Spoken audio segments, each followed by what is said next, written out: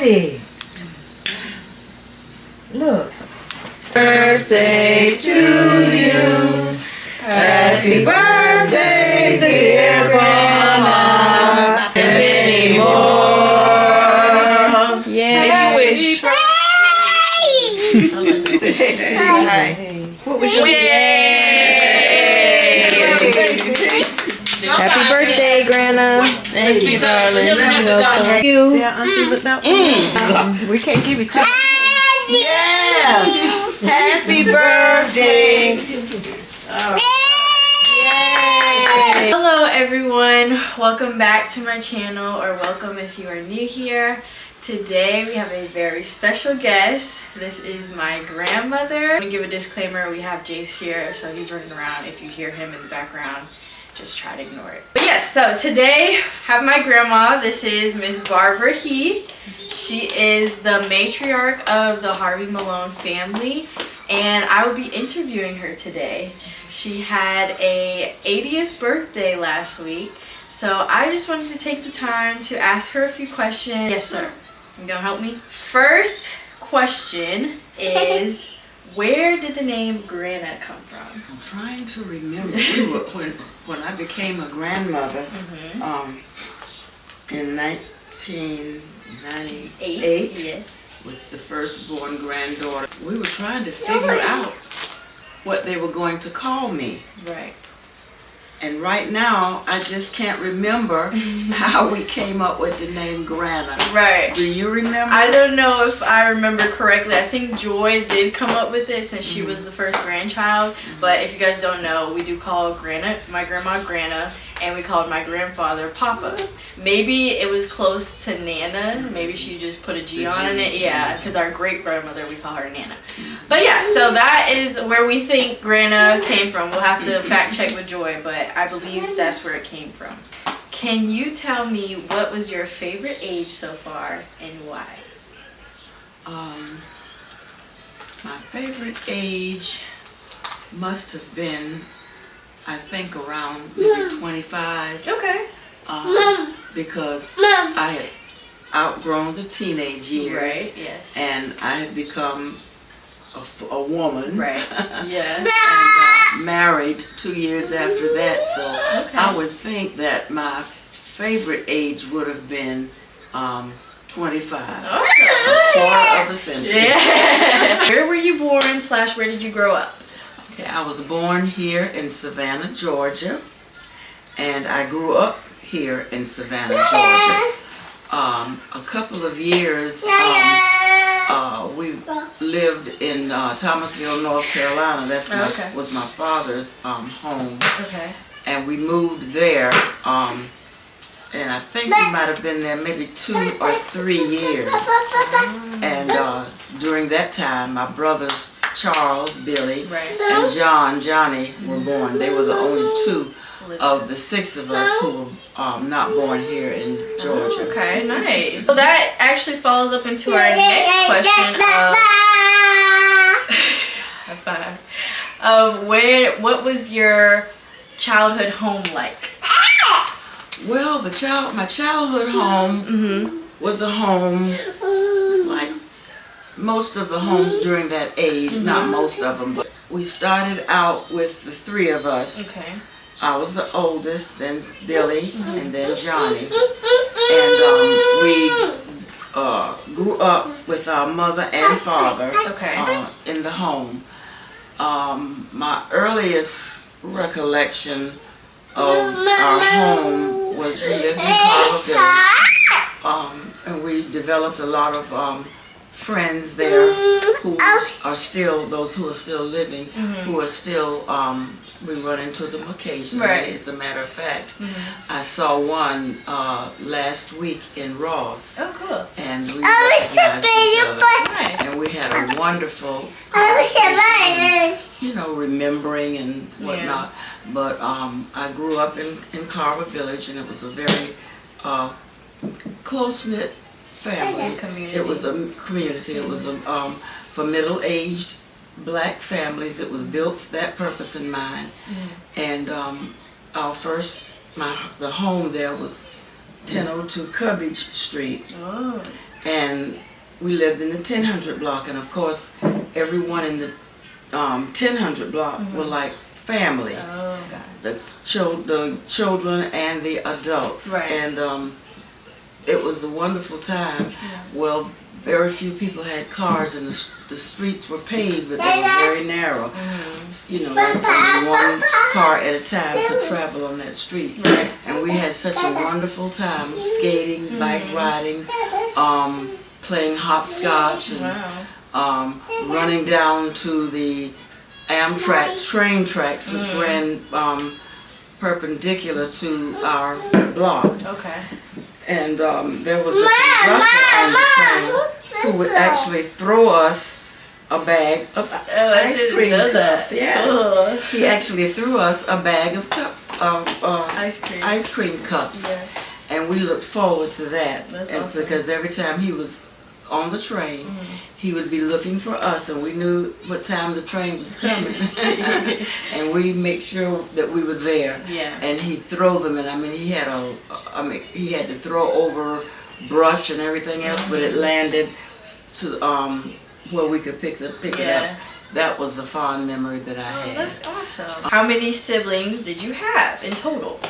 In total, in addition, there were 5. Right. And you can explain if you're comfortable about the ones who are no longer with us. Okay. In the 50s, we had a brother, Howard Henry Wilhite, and his name was taken from my father and my paternal grandfather. Of course, Dad's name was Henry, and my paternal grandfather's name was Howard, thus Howard Henry. But we called him Spunky.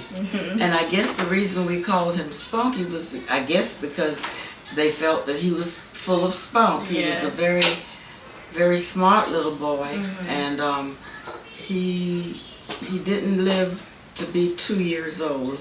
He was some months, and I can't remember exactly how many months. Right. But I can recall that he took ill, and we had a nurse who lived in our block, and she came down, and they did everything that they could to bring his fever down, because he had a fever.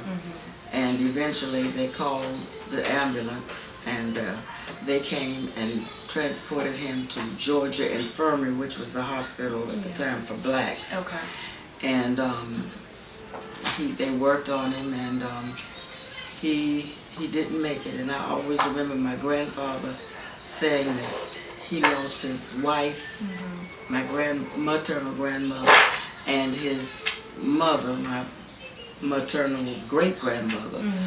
I think it was like one died. Great grandmother died in September of that year, and then Thanksgiving, I believe it was, my grandmother died. But he said that those were 2 close deaths to him. He said, but no death ever affected him the way Spunky's death, affected him, because he was a baby, and he said that he went to visit him the next day, and said he looked at it and he said, "Bye-bye, Grandpa." And that thing, after he died, and he got the word that he died, he said that child was so smart, said he was telling him goodbye. And that really, it took him a long time to get over that. I'm sure. But that's what happened in that case. But we were blessed to have had him for the time that we did. So the community and the school that we attended, Springfield Terrace, they were all very, very caring. They visited, they had food there for us, and it was just a beautiful relationship. And I was 7 years old when that happened. I was just about to ask you, do you remember how old you were? I was 7 years old. Wow. And so there was the minister who preached did the eulogy. His name was Reverend James Taggart. And he was the pastor of Asbury Methodist at that time, church. And of course, he extended a welcome for us to come and visit. Asbury. Well, and we did. That's how we got to Asbury. You know, my dad we went on down to the altar, and you know, he received us when the invitation to discipleship came about. My dad led us all down there, and we joined Asbury, and I've been a member of that ever since. I didn't know that. Yes. So, before you were going there, your grandfather was a pastor, right? My grandfather was a So pastor. were you guys going to that Well, church before? or? my brothers and I would go, Okay. and it was just times have changed so much. We would get on. He would take us on the bus. His church was in East Savannah. It's named St. Mary's AME Church, and we would ride the bus to St. Mary's, and we would go and enjoy the fellowship of the church in East Savannah. Yes. Okay, nice. And during the week, he would come to visit us. We had first cousins, the Prices. They lived on the east side, and we lived in and once I think he came to us on Tuesdays, I believe. I may be mistaken, Tuesday or Wednesday. But anyway, he came and he brought the little Sunday school cards. During that time, they had little cards. They didn't have little cards with a picture on it and a story. Okay. And he would bring those on the Sundays that we didn't make it in with him. And he'd go over that with us. And he taught us the Lord's Prayer and Apostles' Creed. And so we've been exposed, you know, we've known God for a long time, a very long time, because he saw to that. And as a matter of fact, he was a minister. He was a minister, yes. The next death was that of my brother, Charles William Wilhite. And he was next to me. He was the second born. Okay. And he was born in he and John were born in North Carolina. Right. And he had the hereditary diabetes, which three of us have. Three of us have it. And talking to a cousin last night who still lives in North Carolina, he told us that my maternal grandmother had diabetes, so that's how it was passed down, because my dad had it. And he told us, you know, that you know, for us to be sure we go to, stay in touch with the doctors, because it was hereditary. So Billy had it, and Billy was a very gifted young man, very smart, and he had a long bout with diabetes, and so he that was really the cause of his death, because that led to other things. So there were 6 of us, and then there were 4, and there are 4 of us remaining. But they are always in our hearts. Yes, and we have a constant reminder of Billy, because he had a daughter, Crystal, and he was very close to his only child, and she took good care of him in his times that he was ill and whatnot. How much older are you than Uncle Billy? Almost 2 years. Okay, so you had a little bit of an only child, a little bit of time. Only a little bit. Speaking of that, my grandfather, Reverend Malone, when Billy and Johnny were born, Billy was born, and then Johnny came shortly after him. And we were living in North Carolina, so my grandfather came up on the train to get me and to bring me down to Savannah, because he felt like, Mother needed to have some help. Right. And no one was available to come up there, so he came up to get me. Okay. And bring me back to Savannah. Oh, nice. And he kept me. They kept me so long that she wrote them and she told them. She said, "Please bring my child." Have you, Uncle Billy, then is Uncle Johnny. Who's after Uncle Johnny? Spunky. Howard. Okay, and then was Beverly, Auntie Bub, and Judy, and Auntie Judy's last. Okay. My grandpa's name was William Henry Malone, so they gave Billy his middle name. Okay. So, and his first name was from Daddy. Was your name after anybody, or was just? You don't know. During that time, it was a popular name. Okay. My name for the record, it's Barbara Ann Wilhite Heath. Yes, yes. We're going to talk about a little bit about your career. Okay. What would you say made you go into the field of teaching, education, all of that? Well, you know, a lot of times in growing up in elementary school, your teachers generally ask you, what do you want to be when you grow up? Right. And I always wanted to be a teacher. Okay. That was always my desire, to be a teacher, because I had some real good role models. Yeah. My teachers were very good role models. Bring to children the kind of experiences that they gave to me. Right. When I got to high school, that's when I really knew that that's what I wanted to be. And I can credit that to Mrs. Esther Harden, my English teacher. Nice. She was a beautiful, beautiful person, and she happened to be a member of my church, Oh, cool. our church. Okay. She kind of took me under her wings, and I guess she must have seen some potential in me. So I joined the Future Teachers organization at Beach High School. That was my high school. And it was just a wonderful experience. And she was very instrumental in me getting a scholarship. Oh, nice. Okay. From the teachers organization. Okay. And I was able to use that during my freshman year. Nice. And At Savannah State. At Savannah State. And after the first 2 years, because you basically take core courses in the first 2 years, and then my last 2 years were in education. Okay, I see. And I went to do my student teaching, which, you know, you go in training, it's like an internship.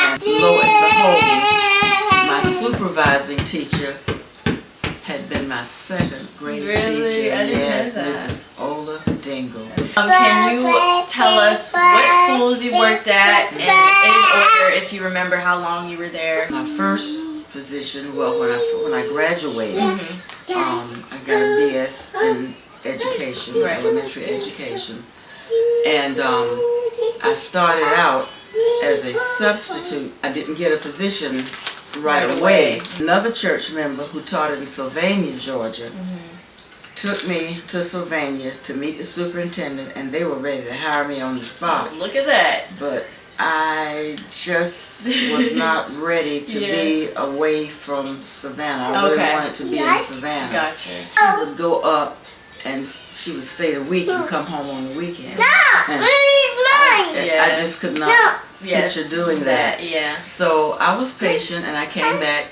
and I put my name on the sub list here in Savannah.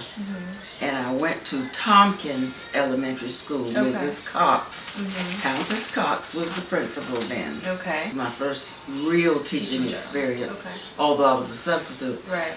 So it was a second grade class. One day we had a faculty meeting. Before the faculty meeting, she told me, she said, Mrs. Heath, no, Ms. Wilhite, because I wasn't married yet. Ms. Wilhite, she said, you need to get all of your belongings and the children's books and everything together, because we're going to have to divide that class up. I got a call from Mr. Jackson, and at the time Mr. William Jackson was the personnel director for Chatham County. I got a call from him, and he wants you to go to Florence Elementary School, because I didn't have enough children to keep as a class, so they had to divvy the kids out to other third grade teachers. I see. Went over to Florence, and I worked there. I might have been there maybe a month, maybe. And my grandfather, bless his heart, he would pick me up and take me to work every day. Wow. Take that back. I was Mrs. Heath because I had Stacy was the baby.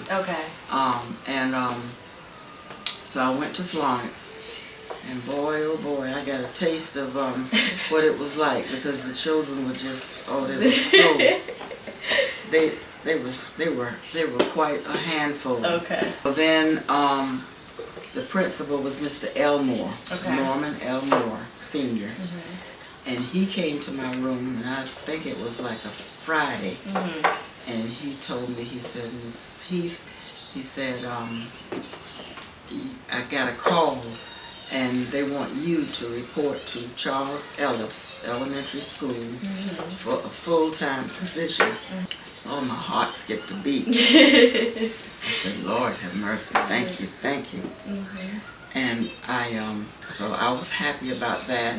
And he told me that the teacher who had that class, it was a 4th grade class, the teacher who had the class, her husband was moving to Atlanta, and of course she had to go with him. So that was a vacancy. Gotcha. And my name had gone around, downtown. Yeah. So Nice. I got that position. The class was, during that time, integration had taken place not long before that. Okay. And so I had an integrated class. Okay.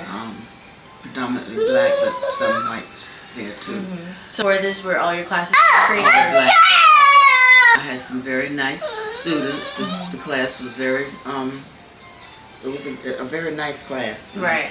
I enjoyed them. The parents were very nice, and it was just a wonderful experience for that to be my very first one. teaching experience, to have cooperative parents and students who were willing to learn. I was at Charles Ellis for 19 years. Oh, wow. Okay. 19 years. Okay.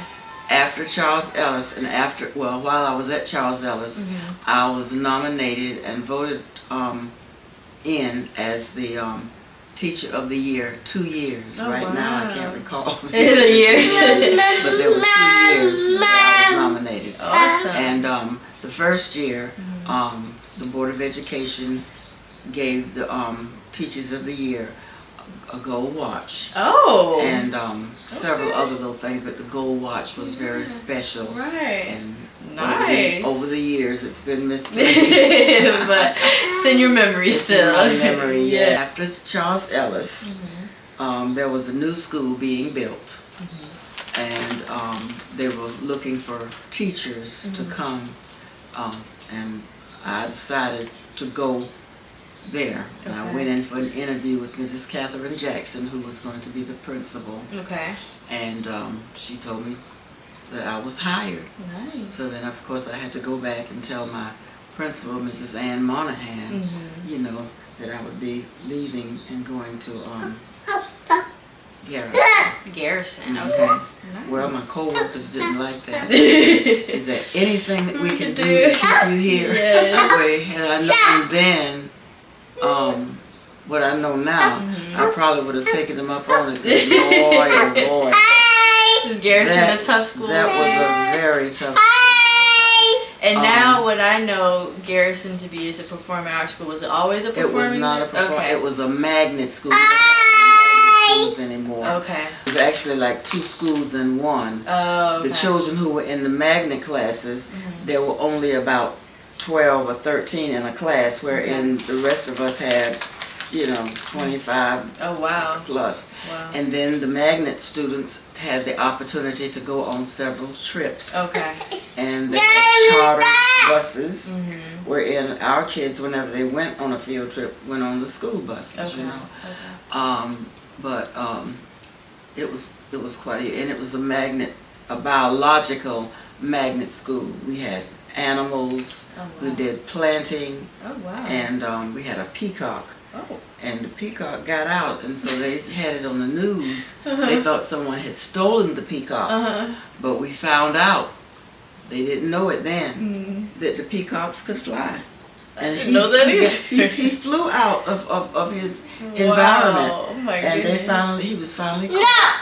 And they took him to a veterinarian, and he had his wings clipped so he couldn't fly anymore. Oh my goodness! Wow. I guess he's trying to get away from the kids Exactly. too. My last school in Savannah, I retired from there.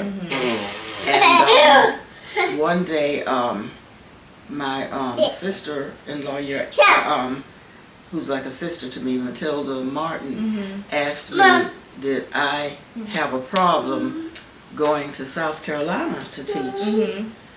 And I said no, because she and Mildred were going for interviews. Okay. And so Matilda went to the high school, Okay. and I was in the elementary school. Okay. Okay. And I taught at Ridgeland Elementary for 9 years. This was because you were teaching, but I do remember a few times where we would go to South Carolina and meet you for something. I don't know if it was my godmother, Miss Godmother Shirley. Oh, Did she work there or live there or something? There, yeah. Okay, okay. She lived there and then she worked there. Okay. And we were across from each other. That was her first year. She was a retired teacher from the Washington, D.C. area. Okay. And we just speaking to each other, and we just got to be friends. And even now, we still communicate. That's good. That's good. Now we're going to get into your little family. Tell us about how you met my grandfather, Earl Heath. Well, the Heath family was a part. They were at Asbury when we got there, when we came, and that family were members of Asbury. Okay. And we had Vacation Bible School. We did Sunday school, and we did. I think it was Tuesday nights. We had game night, and we would be in the basement.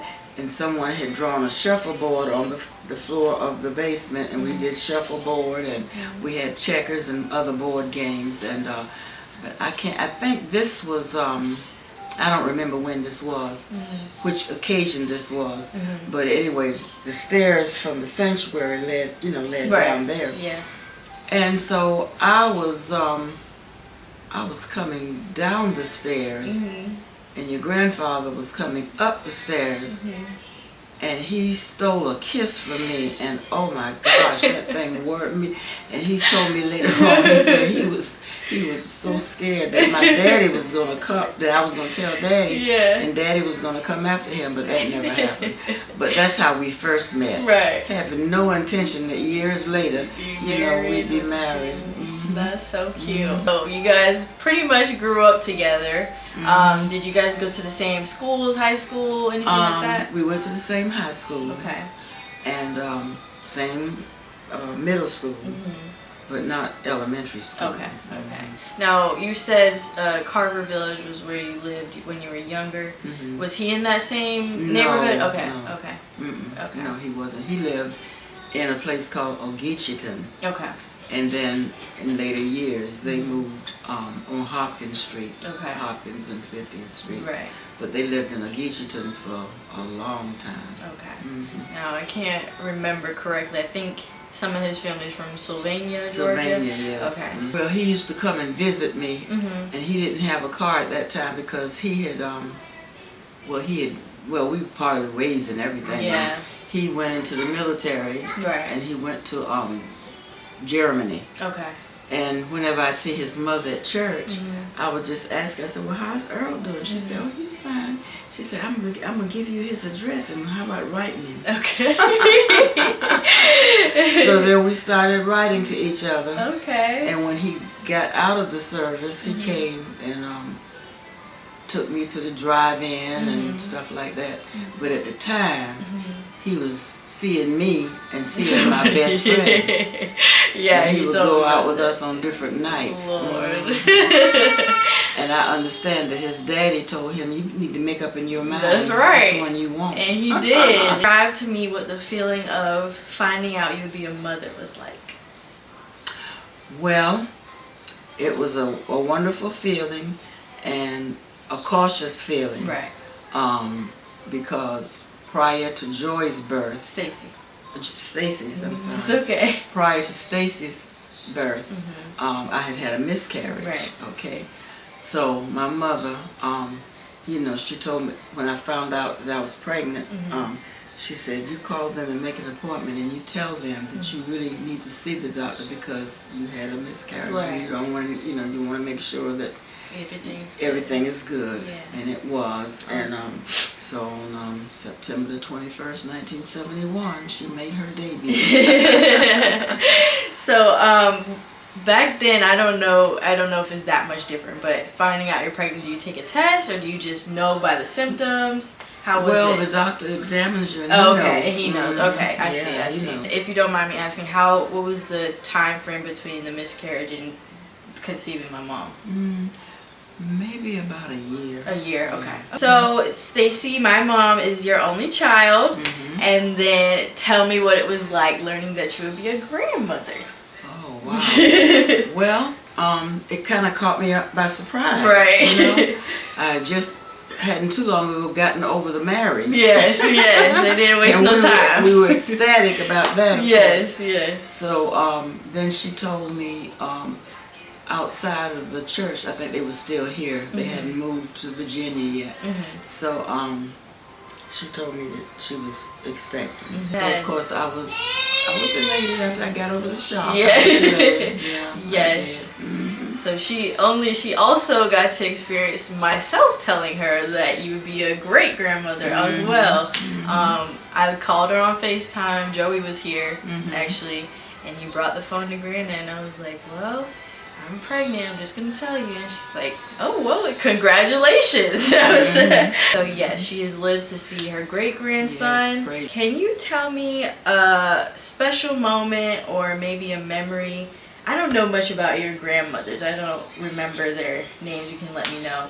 But if you have any special or funny or maybe happy moments with your grandmothers. Okay, well, my paternal grandmother is the only one that I really got a chance to be around. Okay.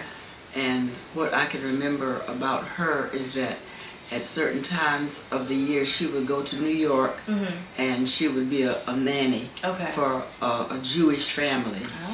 And any clothing that the children had outgrown, she would, you know, when she got back home, she would box them up and ship them off to me, and I would always have clothing, you know. That's nice. Yeah. And my grandmother, we call her Granny. She was a cook that was out of this world. And my mother told me something that I didn't really know. She said that my grandmother taught her how to cook. And this was your dad's mother? My dad's mother. Okay. And I guess during the time that we were living up there, she, you know, took her under her wings and taught her how to cook. And my mother was the bomb with food. Was. She was an excellent cook. And I guess the reason my mom didn't know how to cook was because her mother, my maternal grandmother, whom I never met, died when she was 7 years old. Oh, that's right. Yeah. She was 7 years old, and when she died, my twin uncle and aunt were only 3 months old. Wow. And they never knew her. Yeah. I never knew her. Yeah. Well, my grandfather in later years, he married, and he married Mrs. Fanny Cooper. So, Cooper was her maiden name. And we had a very good relationship with her. She was a beautiful spirit. Yes. Very humorous. Oh my gosh. This is Miss Fanny. That the story of looking at Papa. You can tell that story. Yeah. When Earl and I became engaged, he came to Thanksgiving dinner, and Grandpa and Granny were there. And I noticed that, you know, when we were at the table, dinner was over, and we were just sitting around the table. Yeah. And I noticed that she pulled her chair up to Earl, and she just looked at him and looked him up and down and everything. So later, Earl told me, he said, "Bob, I thought your grandmama was blind. I thought she couldn't see well because she just looked at me and looked at me." After they got back home, she called, "I got a good look at him. He's a good-looking boy." She had to make sure. But he said he felt so uncomfortable because she just got up in his face and looked at him. That is hilarious. Now tell me a little bit about Nana, which is your mother, my great-grandmother, Henrietta Buxton. I don't know where did Nana work and where did she grow up? All right, Nana was she was a housewife up until I think I was in high school. Okay. The family broke up. My father divorced. Right. Yeah. They were divorced, and he moved on, and she had never worked. Okay. And so my Aunt Leartha, Leartha Malone, her sister-in-law, she worked at Memorial at the time. So she was able to get Mother out there. Oh. And so Mother worked at Memorial until she retired from there. What makes you proudest of yourself? Or what is a moment in your life that makes you proud when you remember it? It could be anything. But if I could just choose one, I would have to say what made me proudest, the fact that there has never been a time in my life from the age of 7 on up that I did not have a relationship with God. Because my grandfather instilled that in us from a very early age. Amen. Amen. And so I just really, I would have to say my faith is the center of my life. Good. And one of my favorite things to indwell within myself is that to God be the glory for everything that I've become, all of the things that I've gone through, and I've gone through valleys and mountaintops of peace. Right. But through it all, I learned to trust in God, and my grandfather, I give him credit for that. As a matter of fact, all of his grandchildren who were alive at the time that he was alive, he just instilled those things in us. My proudest moments would be the fact that I have lived, or one of my proudest moments is that I have lived to see 80 years old. As I look back on it, Joanna, I just can't even envision 80 years. Because in growing up, 80 years, that meant you were old. But I don't feel like that. That's good. That's a blessing. I feel good. Right. And I just wonder, where did the years go? I know. Because it looks like I was at point A yesterday, and now here I am at point Z. Like I said, I just can't pinpoint one, because I've had lots of proud moments. Right. Having my daughter, and having her offspring, my grandchildren, and then that little boy, Jace Vincent Pennant. Oh, wow. I wouldn't trade him for anything in the world. Oh. He is an amazing child. Yes. Amazing. And we love him to death. God has provided those for me. Amen. Well, that's beautiful you said. My question was, how has faith in God carried you through life, and you already answered it first. And prayer, honey. Oh Lord, prayer.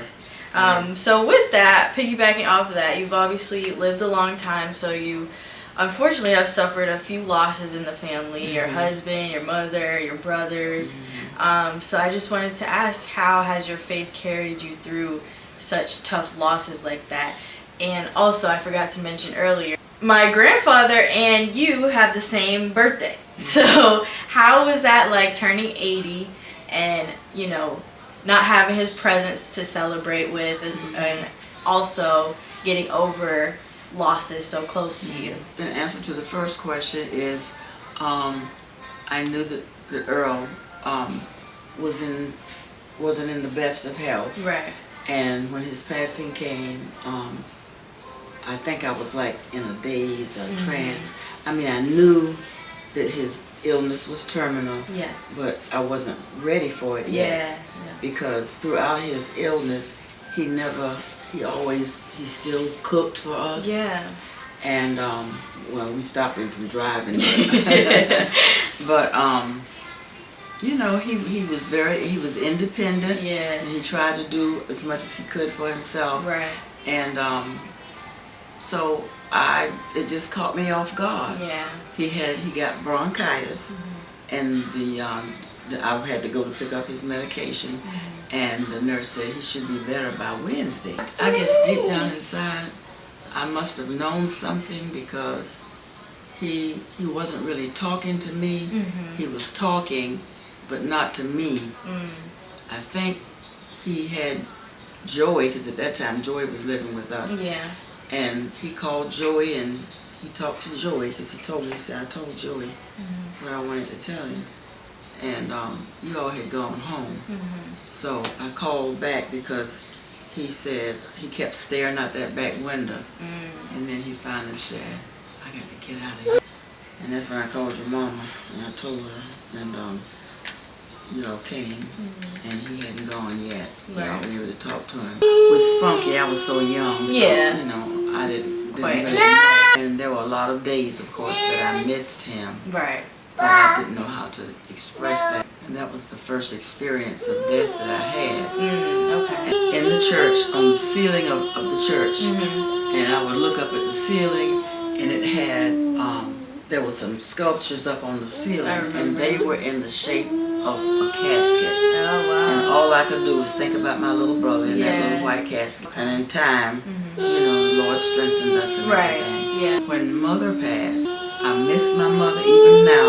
Sometimes I want to go to the phone and call her and ask her about something. But I was able to let her go because Sorry. I was able to let her go because during her time that, you know, she was declining, I always did what I needed to do for her. Yes. Took her out for rides, brought her out here. Right. I just treated her like a child. Right. But they say that's how, you know, you go from needing your mom to taking care of your mom. So and we had a beautiful relationship. Right. When she passed, I miss her. Right. But I knew that I loved her, but I knew that God loved her best. And the thing about my mother, many times I would let her, she would spend the weekends with me, and I would always let her, you know, I would always sleep in the bed with her because I didn't want her to get up and wander, or, you know, wander through the night. And she would lay there in that bed and she would just be talking to God. And I said, thank you, God, that my mother still knows you. Right. For some reason, Billy, he liked being to himself, but when we had family events, he would be around. And very close to my brother, because if he needed something, which he wouldn't, he was so private, and if he needed anything, he would not ask you for it.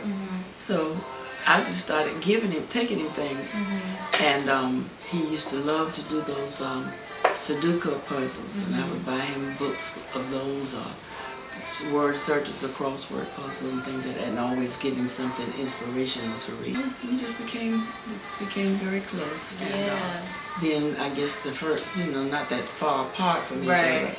And I just always took up time for him. I was never too busy for him. Last question, and I'm gonna give an answer for this one too, is what is your favorite memory with me? Favorite memory with you? Joey, when he was born, he had some problems, and he had to be taken to Chapel Hill from Camp Lejeune's hospital. So Papa and I came up so that we could be with you and Joy. All right. So we picked you up from school. Joy was going to she was going to kindergarten, and you were in daycare. And so we got you home, got you upstairs, and Joy went on and took her backpack off. And we tried to get the backpack off of you, and you fought us tooth and nails. You refused to let go of that backpack. And there are many other situations that I know, but that one is the one that comes to my mind. Sticks with you. You would not release that backpack. So we had to let you fall asleep on the bed. And then once you fell asleep, we took it up, but you refused to give that backpack up. Yes, I've heard that story a couple times. My favorite memory with you, let's see, I would say one, I'll give two, because one of them is definitely the cruise. We went on a Disney cruise, all of us, and it was just so fun to have my grandparents with us. So it was our first cruise, so we'd never been on a cruise before, and we all got to go, so that was fun. And you and Papa were living your best life, laid out by the pool, eating all you could eat, and so that was a fun experience. And also, going to church on Sundays. You would cook for us, make sure we had our slip, and I hated wearing dresses, but she made sure I had my dress on with my shoe. Those are some of my favorite memories with you. And one other is that, since you mentioned dresses, when Joy had a birthday party, your mom and dad invited the little girls, the, you know, the friends and everything. And all the little girls were dressed up in their pretty little Sunday dresses and shoes and socks and, you know, looking so cute like they were actually going to a tea party. And you refused to dress or to put on your shoes. And so I think your dad finally told your mom, just let her, don't worry about it, just let her be like she is. Yes, I did not you dresses. did not like dresses. And then another time was going to church on and you would take off your shoes and walk around, and I trying to get you, and some the lady said, just let her do what she wants to do. And that may have been Miss Jackie, bless her heart. And you know, I still hear from Miss Jackie. Oh, you do? I do. Okay. Yes, that was when we were living in North Carolina, right? Okay. Yes, yeah. I like the look of dresses, but the tulle, I don't like anything uncomfortable, you know, so that's why where that Well, came that's because we used to have little frilly dresses, Yes. and they probably itch. Yeah, they did. They itch. They itch real bad. Even with the slip on, she was like, you got a slip. I'm like, it don't matter. That thing itches. But yes, we had some very good times. I'm so blessed to have a grandmother like you. It goes without, I don't have to go down the list, but you've done so much for me and my son and my husband, and I'm just so glad that I had this moment with, not to be bleak, but one day we're all going to meet our maker, and I will have this to look back on and to share with Jace and my future children and all that. So when LaJoy visited you on your birthday, she said something that stuck with me. Give you your flowers while you can smell them. So I'm trying to do that now. Your flowers. I gave her some flowers over there so they can see. They're over there, and LaJoy's are over there. But yes, I want to make sure I do that, and that I'm more mindful of doing that, because I have so many fun memories with you already, but in adulthood I want to continue that. So I love you. I love you too. And we'll hopefully get to do this again. Yes, and let me say this. My philosophy of life and the way I handle life is to live one day at a time. Tomorrow, yesterday's gone. Tomorrow is not promised. But all we have is today, and live it to the fullest. That's right. I love you. I love you too. God bless you. And this little boy right here. I love that laugh. Oh, I love that. Alright, you guys, thank you so much for watching. I leave a like and a comment. Please tell my grandma happy birthday in the comments. And we will see you guys later. Say bye, Jace. Bye bye. Bye bye. Bye bye. Oh.